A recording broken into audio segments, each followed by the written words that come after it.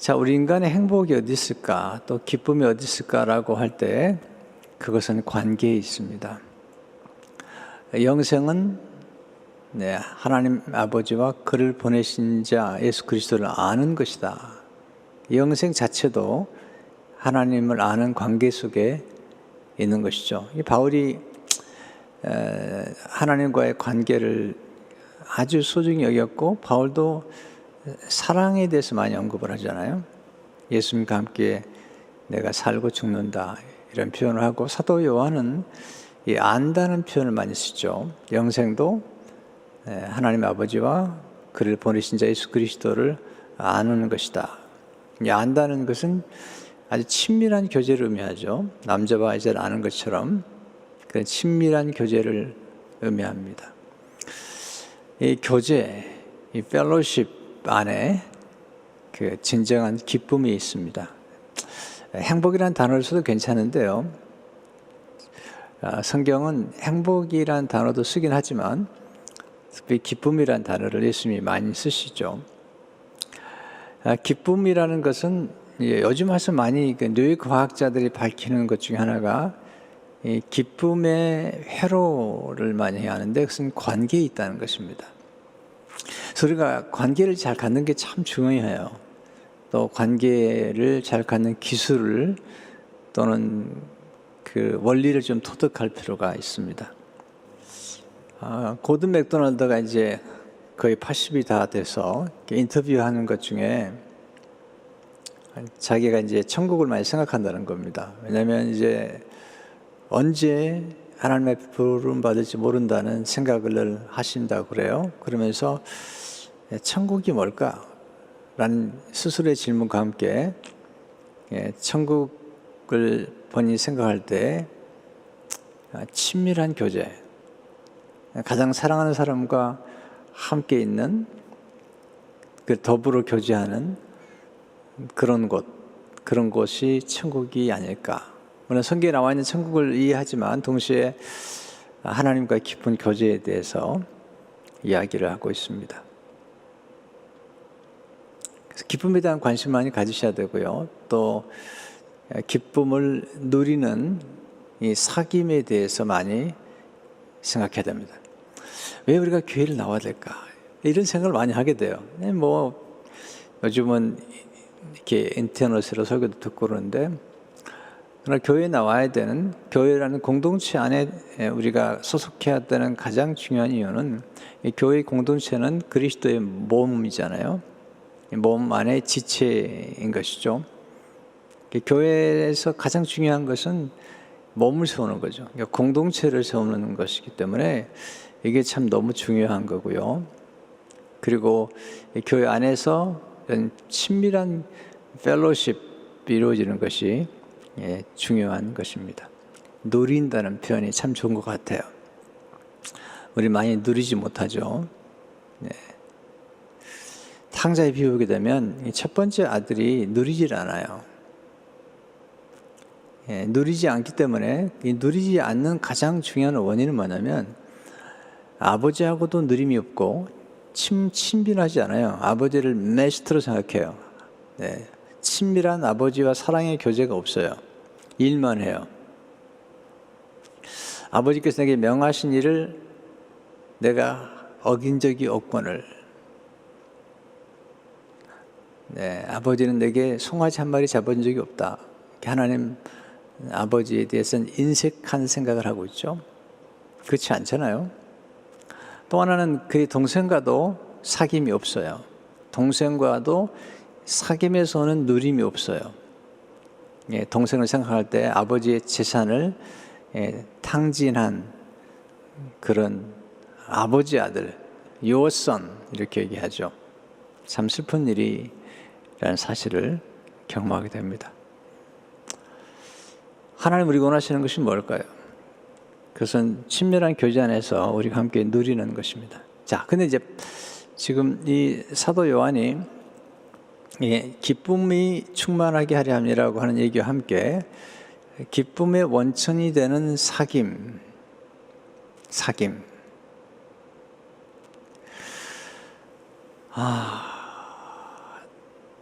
돈이 많으면 행복할까? 다 우리는 다 돈에 미쳤잖아요. 근데 진짜로 행복할까? 뭐가 행복할까? 이런 생각이 드는 거예요. 근데 진정한 행복이라는 것은 사실은 관계에 있는 거 아니겠습니까? 정말 많은 가진 분들이 스스로 목숨을 끊기도 하고, 그렇게 화려한 분들이, 그렇게 놀라운 인기를 누렸던 분들이 하루아침 무너지는 이유가 뭘까요? 그것은 인기에 집착했지만 관계는 다 포기해버린 사람들이잖아요.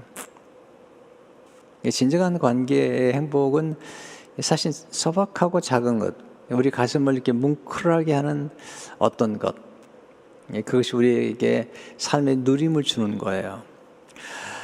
이어령 교수님이 이제 췌장암으로 이제 마지막 단계에 있으면서 수술도 거부하시고, 이제 마지막 단계에서 한순간 한순간을 보내시는 중에 계시더라고요.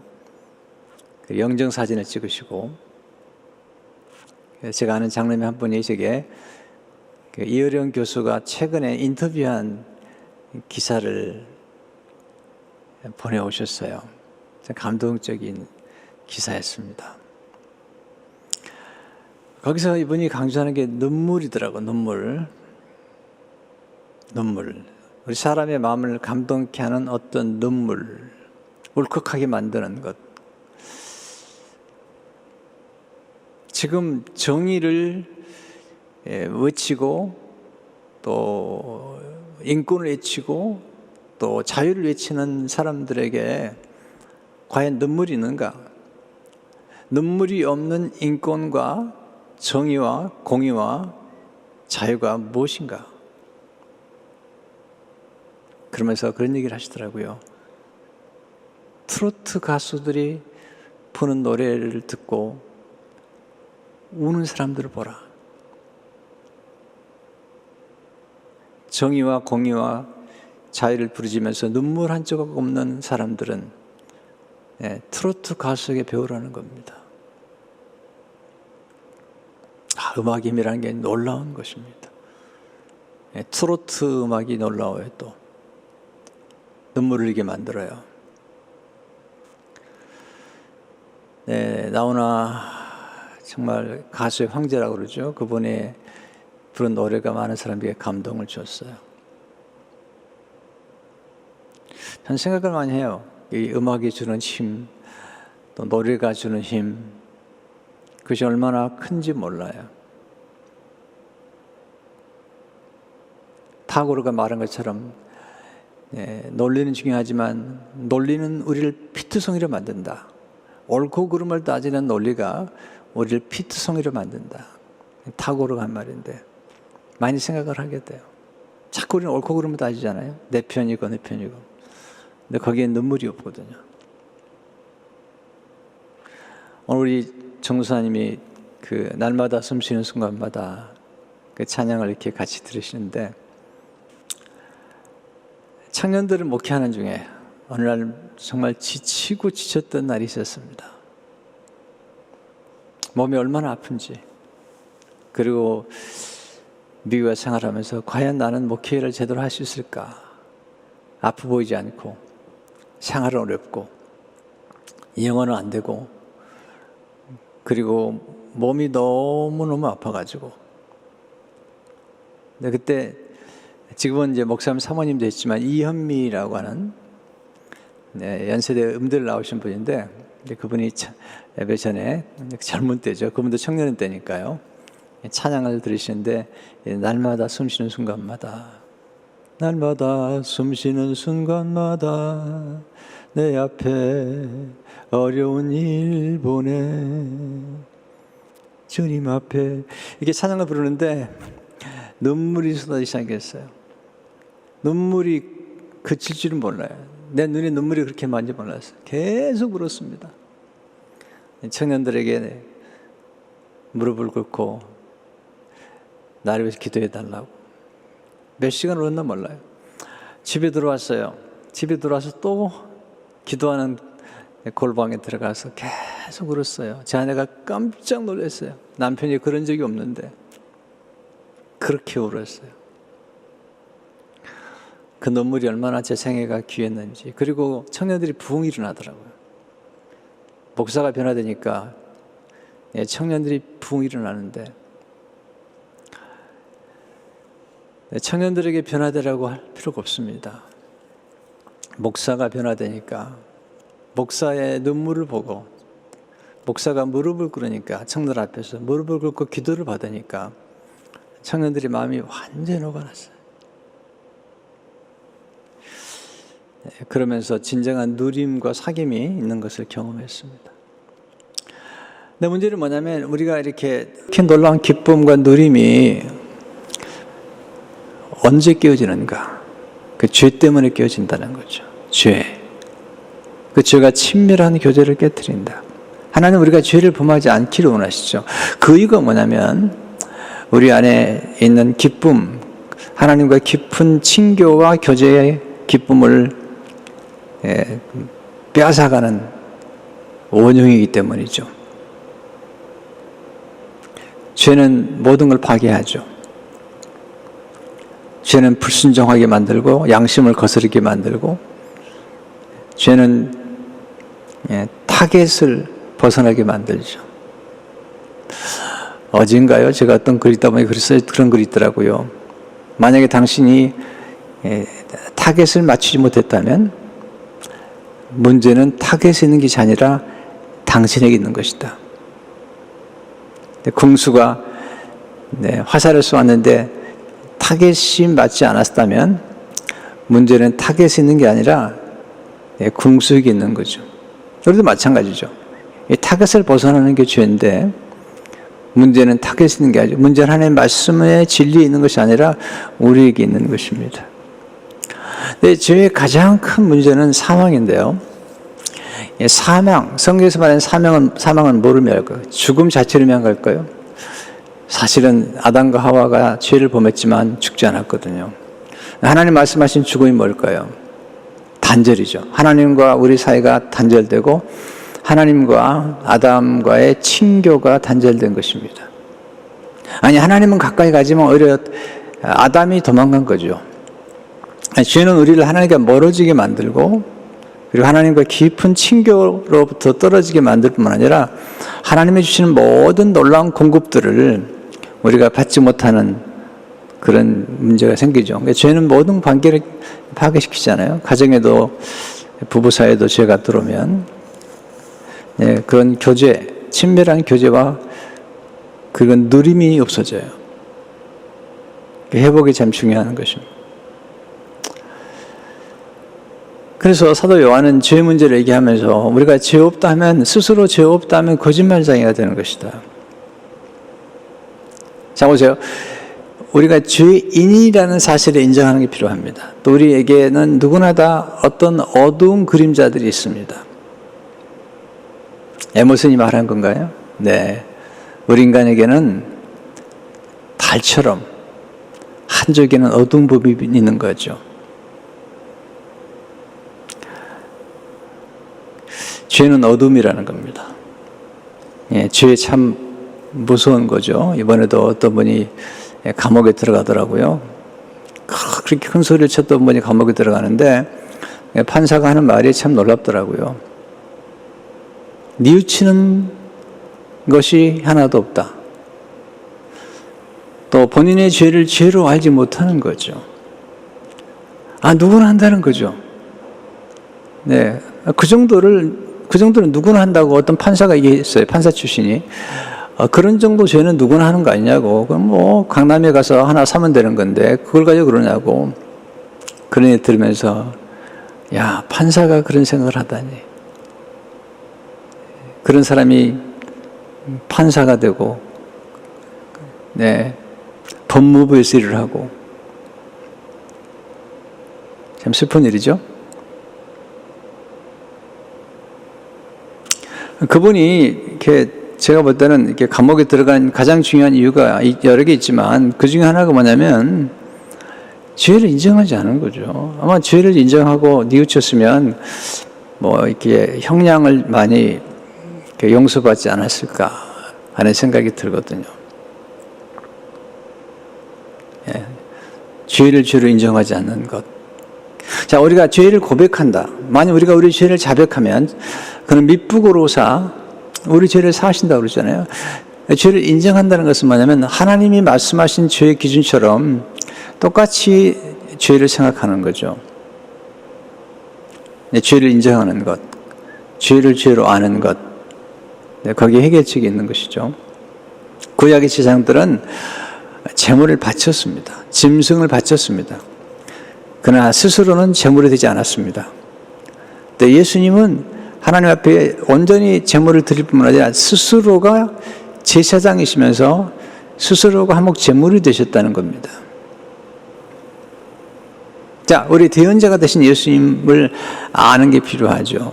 예, 알아야만이 여기 놀라운 축복이 있는 거거든요. 예수님이 우리의 대언자가 되십니다. 우리의 연약함을 아시고 이 땅에 오셔서 하나님 앞에 나가서 우리가 죄를 범했을 때, 우리가 죄를 고백할 때에 하나님께 나가서 우리를 대신해서 우리를 변호해 주시는 거예요. 무슨 변호를 할까요?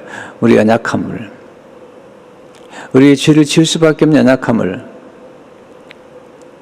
하나님 앞에 변호해 주시고, 그리고 하나님 아버지를 설득하는 건데, 여기 보면 아버지 앞에라 말 썼어요. 이 아버지 앞에 우리에게 대언자가 있으니, 이 하나님 아버지 앞에 늘 가까이 계신 예수 그리스도, 그분이 우리를 변호해 주는 거예요.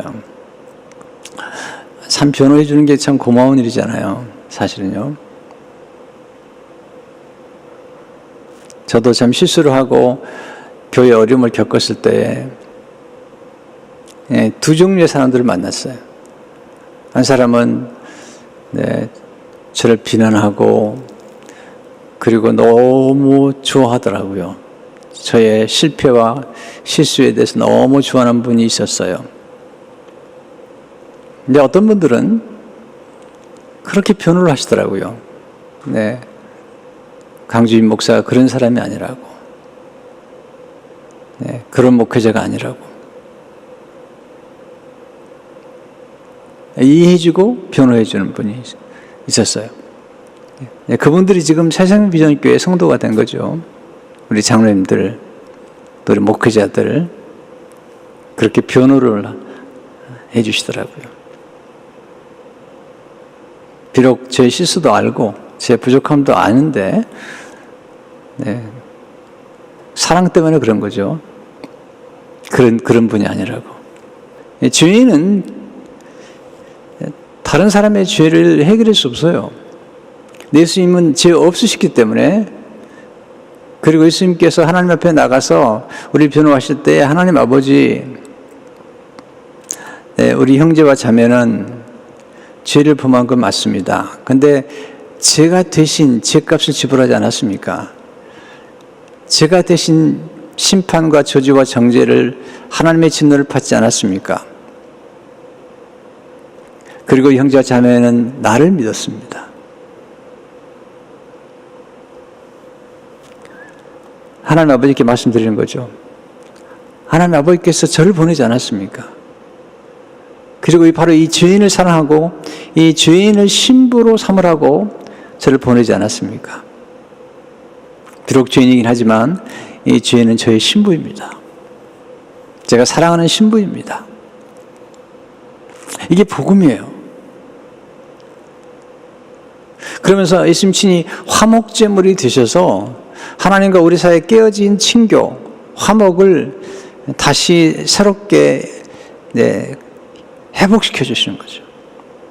그래서 이게 죄에 대한 고백이 참 중요한 거죠. 우리가 우리 죄를 자백하면 하나님께서 예수님을 통해서 우리의 죄를 깨끗게 하실 뿐만 아니라 기쁨을 회복시켜 주는 거죠.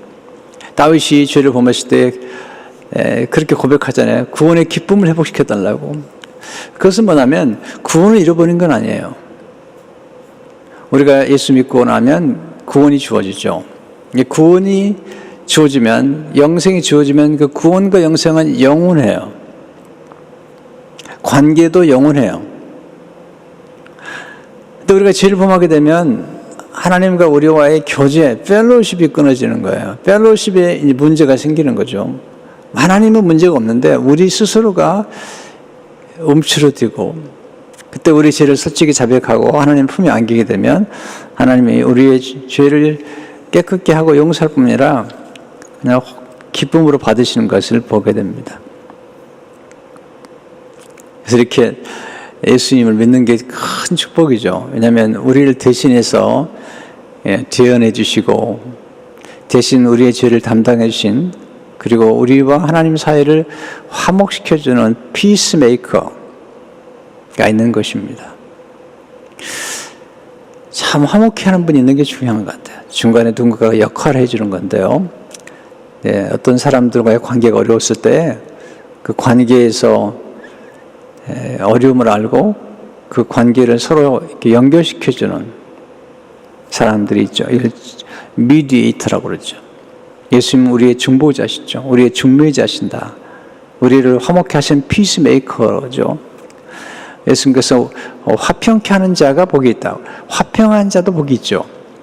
그러나 더 복이 있는 것은 화평케 하는 자, 다른 사람들과의 어려운 관계를 화평하도록 만들어주는 사람이 복이 있다는 것입니다. 자, 첫째는 하나님은 우리가 죄를 범치 않기를 원하신다는 것. 근데 우리가 만일 죄를 범하게 되면 우리를 위해서 대신해 주는 분이 있다는 거죠. 대언자.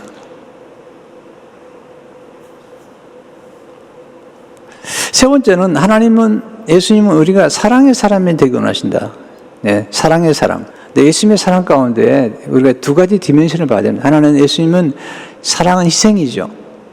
예수님의 사랑은 희생하는 사랑이죠.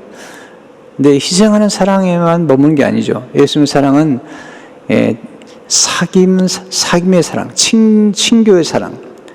하나님과 우리 사이와 우리 사이가 서로를 사랑하도록 이끌어주는 관계죠.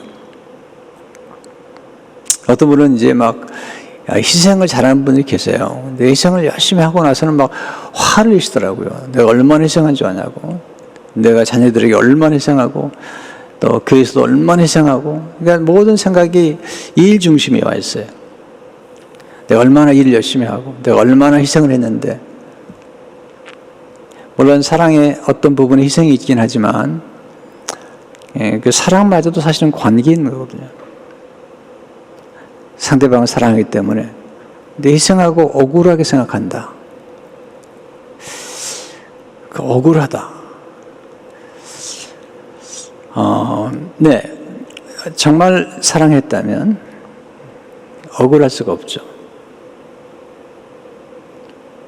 우리가 누군가를 사랑해 보세요. 주고 또 줘도 늘 아쉬워요. 더 주고 싶고요. 그리고 억울해하지 않습니다. 자녀를 키우신 분들 아실 겁니다. 네, 자녀를 키우면서 자녀를 위해서 부어주면서 억울하게 생각해요. 공부시키고 먹여주고 재워주고. 네, 성주들 돌보면서 억울하게 생각하나요? 아니죠. 네, 정말 우리가 주님을 위해 헌신하는 것도 주님과 더 깊은 친교를 위해서 헌신할 뿐만 아니라 가족과도 마찬가지잖아요. 누군가와의 어떤 열심히 헌신한다는 것은 더 아름다운 친교를 위한 것이죠. 예수님께서 우리에게 원하시는 것은 바로 그런 거죠. 죄를 짓지 않는 적극적인 방법을 가르쳐 주는 겁니다. 그것은 예수님 안에 거하면서 진리 안에 살아가면서 그리고 적극적으로 사랑하는 것입니다. 자, 죄를 안 지으려고 막 몸부림치는 것이 아니라 선을 행하는 것이죠. 그리고 사랑을 하는 것입니다.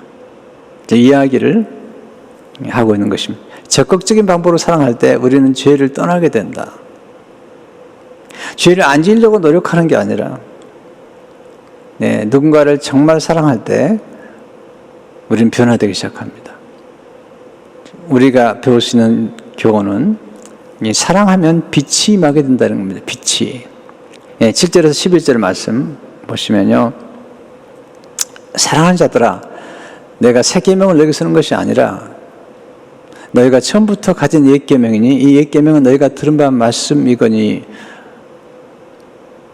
다시 내가 너에게 새 계명을 쓰노니 그에게와 너에게도 참된 것이라. 이는 어둠이 지나가고 참 빛이 벌써 비침이니라. 무슨 얘기를 하냐면요,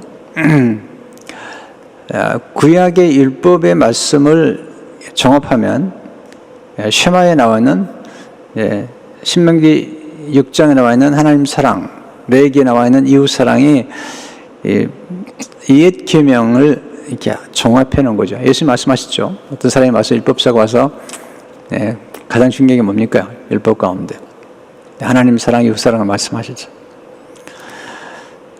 근데 사실은 구약에도 정신 속에는 예수님께서 말씀하신 하나님 사랑, 이웃 사랑이 있지만, 구약의 문제는 뭐냐면, 율법의 문제는 사랑할 수 있는 능력과 사랑의 모범을 보이지 못한 거죠.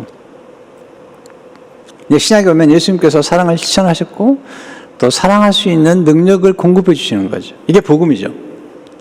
율법은 사랑하라고 말하는데 사랑할 수 있는 능력이 주어지지 않고, 율법은 우리가 사랑하지 못할 때 계속 우리를 참소함으로, 우리를 기소함으로, 우리에게 가지고 있는 모든 잠재력이나 가능성을 자꾸 소멸시키는 그런 경향이 있습니다. 이게 이제 율법의 좋은 기능과 함께 또 율법이 가지고 있는 좀 부족한 기능이죠. 그걸 주님이 이제 완성을 오신 것이죠. 근데 예수님은 우리에게 하나님 사랑, 이웃 사랑을 강조하실 뿐만 아니라 그 사랑을 할 수 있도록 모범이 보여주시고, 그리고 사랑할 수 있는 힘을 공급해 주시는 거죠. 성령으로 말미암아 사랑할 수 있는 힘을 공급해 주심으로, 그리고 복음을 우리에게 주심으로 우리로 하여금 사랑할 수 있도록 만드신 거죠. 자, 빛의 역할이 뭐죠? 자, 빛의 역할은 보게 하고, 그리고 우리가 걸어갈 수 있도록 걷게 해주죠. 왜냐하면 어두우면 걷지 못해요. 또한 빛의 역할은 우리로 하여금 행할 수 있도록 도와주죠. 움직일 수 있도록, 행동할 수 있도록 도와주죠. 빛은 우리의 길을 밝혀주고 보게 해주죠. 그리고 우리로 하여금 빛 가운데에서 걸을 수 있도록 도와주고, 또 하나는 빛 가운데서 행할 수 있도록 도와주는 거죠. 어둠이 뭘까? 어둠은 우리로 하여금 보지 못하게 만들고, 자, 뭘 보지 못하게 만드는 걸까요?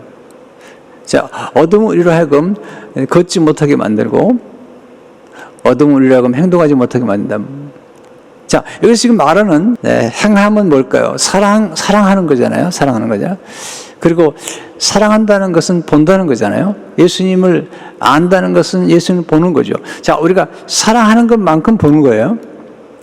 누굴 정말 사랑해 보세요. 눈이 열립니다. 그리고 사랑하는 대상에게 눈이 열려서 사랑하는 대상이 가지고 있는 것들을 말해주기 시작합니다. 그때 빛이 만 거죠. 그래서 때로는 이런 경험을 해요. 우리를 사랑해주는 사람이 우리에게 찾아왔을 때, 우리를 사랑해주는 사람이 우리를 보고 우리 안에 너무 좋은 것들을 많이 보면서 이야기하기 시작합니다. 그때 우리는 빛을 발하게 됩니다. 자, 미움의 문제는 뭐냐면, 미움이 우리 눈을 멀게 만들었다. 미움이 우리 눈을 멀게 만들었다는 사실이 뭐냐면, 이 미움이 우리가 사랑해야 될 대상에 가지고 있는 아름다운 것과 선한 것과 무한한 잠재력을 볼 수 없게 만드는 거예요. 더 문제는 뭐냐면, 미움은 사랑해야 될 대상에 좋지 않은 것만 자꾸 눈에 들어오게 만드는 거죠.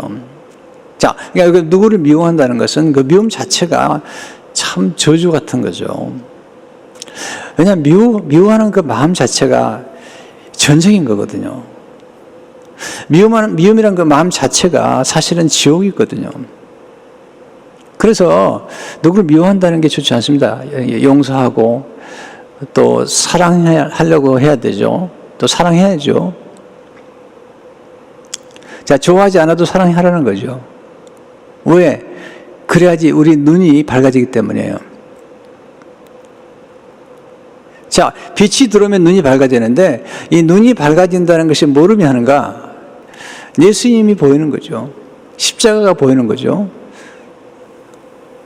자, 빛이 밝아지면 자, 어둠 속에 있는 좋지 않은 것들이 드러날 수 있습니다.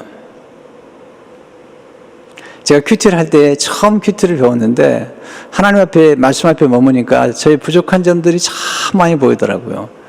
갈수록 많이 보여가지고 이 큐티가 나를 좌절시키지 않는가 이런 생각을 했거든요.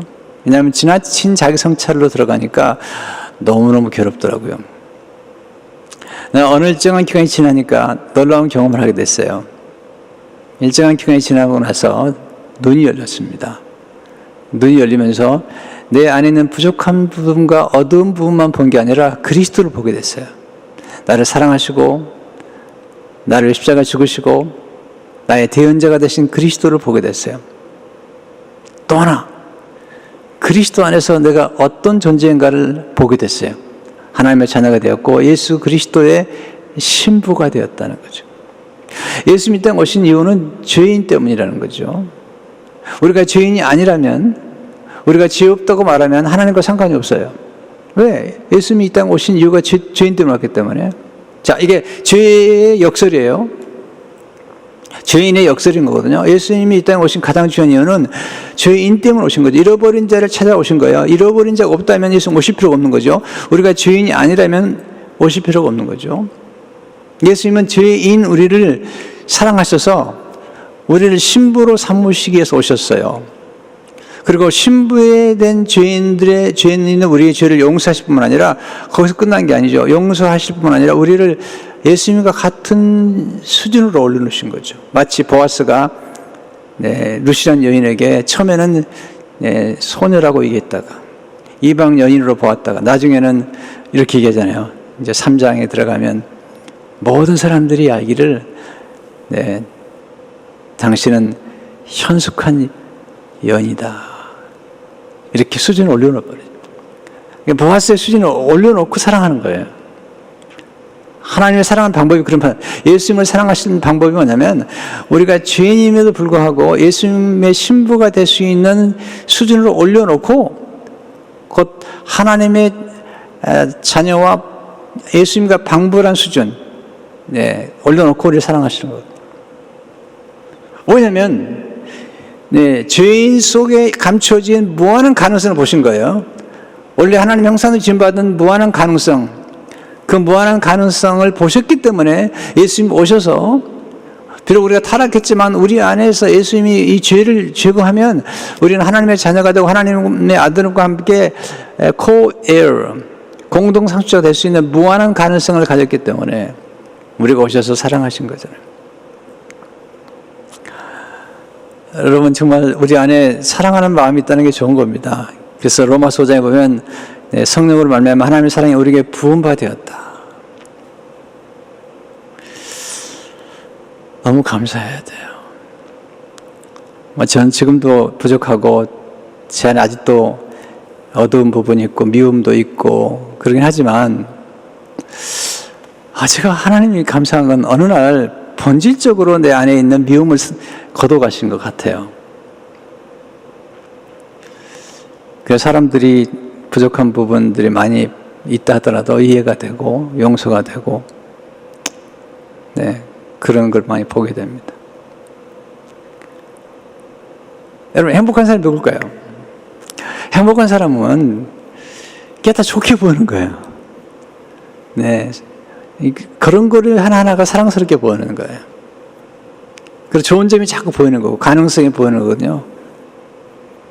그게 이제 사랑의 눈을 뜨면 현상들은 사랑하면 플라톤이 누구나 시인이 된다고 그러잖아요. 그처럼 우리가 누군가를 사랑하면 사랑하는 대상이 가지고 있는 아름다운 것들이 보이게 되고 그 아름다운 것들을 표현하다 보니까 무한한 시적인 감각이 생기고 그리고 무한한 감성이 풍부해지는 거죠. 감정이 풍부해지는 거죠. 이게 감정이 얼마나 중요한지 모르잖아요.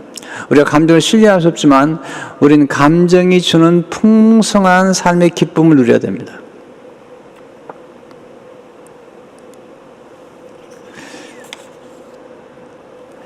하나님 결코 완고한 분이 아니죠. 우리가 죄를 짓는 거 보면서 즐거워하면서 너 못됐구나 그런 분이 아니시잖아요. 긍휼로 우리를 보시는 분이고 우리가 상한 갈대와 꺼져가는 등불 같은 존재인 걸 아시죠? 하나님 우리가 잘못했을 때 우리가 잘못한 순간에 와서 책망하고 진노하시는 분이 아니죠. 예수 믿는 우리 하나님 자녀들에게 하나님이 저 멀리 보시는 거죠. 멀리 보시면서 지금도 만들어져 가고 있는 우리를 보시면서 우리를 여전히 사랑하시는 거죠. 아니 어린아이들이 태어나가지고 이렇게 걸음마를 배울 때 걸음마를 배울 때 넘어지고 또 넘어질 때 그렇게 비웃나요? 너는 결코 못 겠구나. 네, 그렇지 않습니다. 자, 우리 예수 믿고 길 가다가도 또 넘어지죠. 실수하고 잘못하고 죄를 범하고 또 인간마다 어떤 약점이 있는 거예요. 아킬레스건 같은 약점이 있는 거죠. 그 약점을 또 넘어질 때마다 주님이 우리를 와서 붙잡아 주시는 거거든요. 그게 사랑이죠. 그리고 우리를 위해서 한몫 제물이 되셨다는 거죠. 우리가 사랑을 받을수록 우리는 사랑스러워집니다.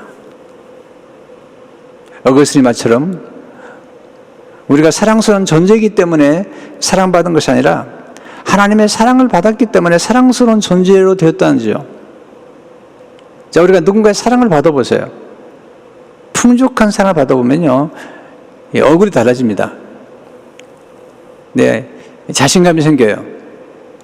얼굴빛이 달라져요. 똑같은 옷을 입어도요, 다르게 입어요. 왜? 사랑받기 때문에.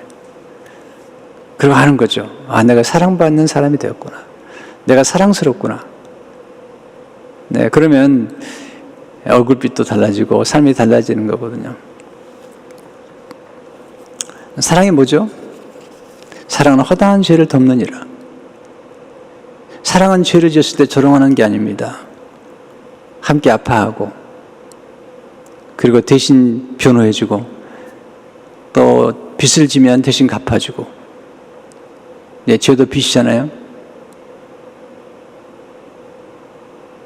사랑하면 대신 갚아주고 싶어요.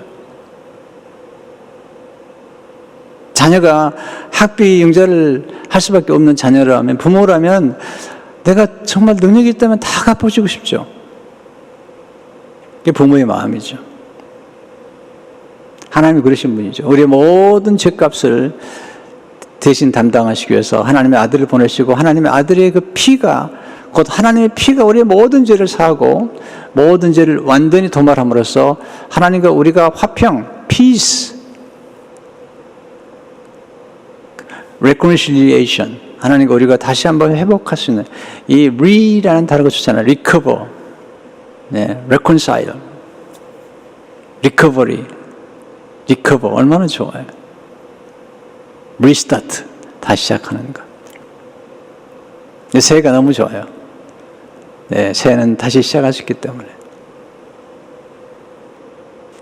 부탁드립니다. 우리가 살아가면서 돈도 필요하고 또 업적도 필요하고 성공도 해야 되겠고 그렇게 하지만, 그러나 가장 중요한 건 관계라는 걸 잊지 마십시오. 모든 걸 다 얻었지만 관계를 다 상실해버리면, 저는요 많이 봤어요. 성공은 했는데요, 부자가 됐는데 곁에 사람이 없어요. 왜냐하면 그 부를 지키려고 모든 사람들을 의심해요.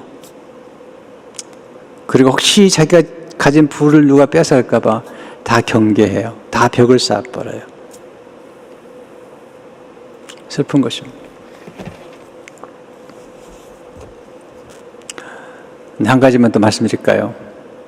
누구를 미워한다는 것은요, 누구를 미워하는 그 과정에서 하나님과의 관계가 멀어져 버립니다. 이게 참 어려운 얘기예요. 누구를 미워하고 싫어하다 보면 하나님과의 관계가 또 그렇게 돼버려요. 하나님과의 관계가 소원해져 버립니다. 누구를 사랑하고 이해하다 보면요, 하나님과 관계도 더 친밀해져요. 그래서 이 사랑이라는 게 소중한 것입니다. 사랑의 신비인데요, 우리 누군가로부터 사랑을 깊이 받아봐야 돼요. 우리 누군가로부터 무조건적인 사랑을 받아본 경험이 있어야 되는데, 인간은 약하고 하나님이 그렇게 하신 거고요. 또 하나님이 성령으로 말미암아 우리에게 사랑을 부어주실 때 그 사랑이 가능해요. 노력만 가지고 안 된다니까요. 열심히 한다고 안 되잖아요. 김남도 씨가 쓴 글을 제가 이번에 목회선에 올린 적이 있는데요. 걸레는 걸레가 더러우면 열심히 청소할수록 집이 더러워진다는 거예요. 걸레가 더러우면 열심히 청소할수록 집이 더러워지는 거예요. 열심만 가지고 안 되는 거예요. 사랑에도 예술이 필요한 거죠. 그러니까 우리 노력까지 안 된다니까. 우리는 더러운 혼옥 같아요. 그런데 하나님의 사랑을 받아서 그 사랑의 전달자가 되는 거거든요. 그래서 어떻게 하면 좋은가? 자꾸 하나님 앞에 나가서 예배드리고 교제하고 말씀 앞에 머물고 하나님의 사랑을 늘 풍성히 받아야 돼요. 내가 먼저. 그리고 그 사랑의 전달자가 되는 거죠. 인간의 노력은 안 돼요. 인간의 노력까지가 안 돼요. 인간은 사랑을 잘 못해요. 본성상으로. 아담과 하와 보세요. 이 가인이 눈이 어두우니까 그렇게 착한 아벨을 사랑하지 못해요. 좋은 점을 못 보고 죽이잖아요. 이게 눈이 어두운 거죠. 가인 얘기를 하는데요. 눈이 어두운 거. 성도 여러분, 눈이 밝아져도 제대로 밝아져야지. 아담이 선악과 따먹고 밝아진 건 다음에 무슨 일이 생겼죠? 눈이 밝아져가지고 자꾸 나쁜 점만 보는 겁니다. 성령, 예수님이 오셔서, 성령께서 오셔서 우리에게 주시는 것은 좋은 점을 보게 하시고 허물은 덮어주게 만들어요. 이게 좋은 문화죠. 허물이 안 보여요. 용서가 되고 이해가 돼요. 그럴 수밖에 없는 상황이 이해가 되고요. 그 좋은 점들이 눈에 들어옵니다.